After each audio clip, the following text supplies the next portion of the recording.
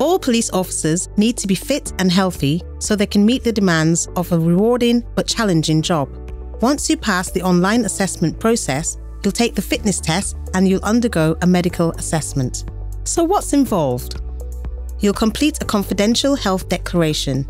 We also need to check your hearing, eyesight, height, weight and body mass index, blood pressure, lung capacity and urine.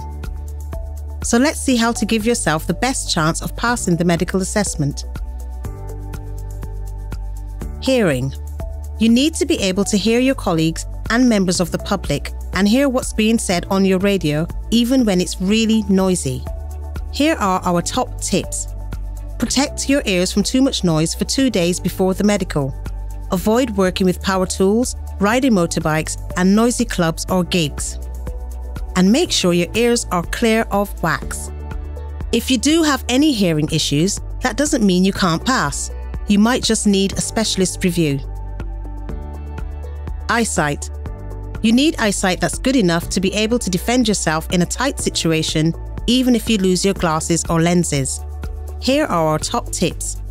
You need to be able to meet this standard without glasses or lenses using both eyes together. Do you wear contact lenses? Bring solution and containers as you'll be tested without them. If you do have any sight issues, that doesn't mean you can't pass. For example, if you're colorblind, you can still apply. You just might not be eligible for some specialist roles after your probationary period. Or, if you've had laser eye surgery, just wait 6 weeks before the eye test. If you're overweight, you'll find it harder to pass the fitness test and cope with patrols. If you're underweight, you could lack the muscle bulk you need to pass the fitness test and cope with the demands of the job. Here are our top tips. Eat healthily and exercise regularly. And aim for a body mass index between 18 and 30. Not sure how to calculate your BMI? Search NHS BMI calculator. Smokers are more likely to have heart and lung problems, which make it difficult to pass the fitness test. Here are our top tips. Try to quit smoking as soon as possible. And at the very least, cut down how much you smoke. Want some extra support? Search NHS Smoke Free for help to quit. Drinking too much can cause high blood pressure. Over time, your arteries are more likely to get clogged up and your heart could be weakened. Here are our top tips. Don't drink more than 2 units of alcohol per day or 14 units per week, spread over 3 to 4 days.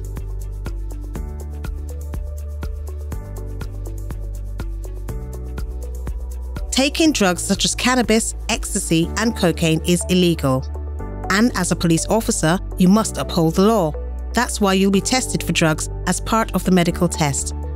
Here's our top tip. Never take illegal drugs. Do you have any existing health conditions? Don't worry, it doesn't mean you can't become a police officer. For example, if you have asthma. If it's well controlled with inhalers, that's fine. Diabetes.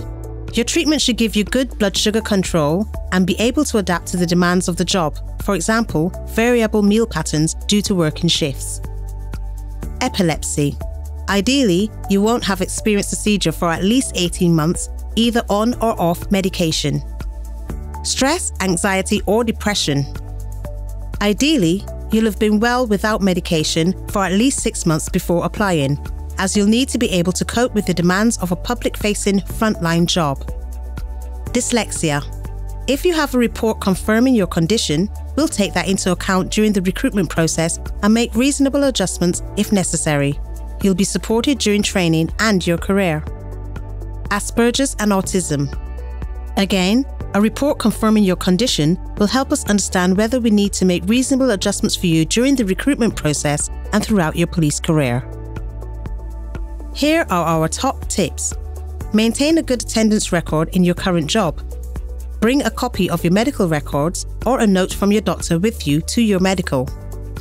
Be 100% honest and declare any existing conditions. It'll help us decide whether you need further assessment or reasonable adjustments to help you perform at your best.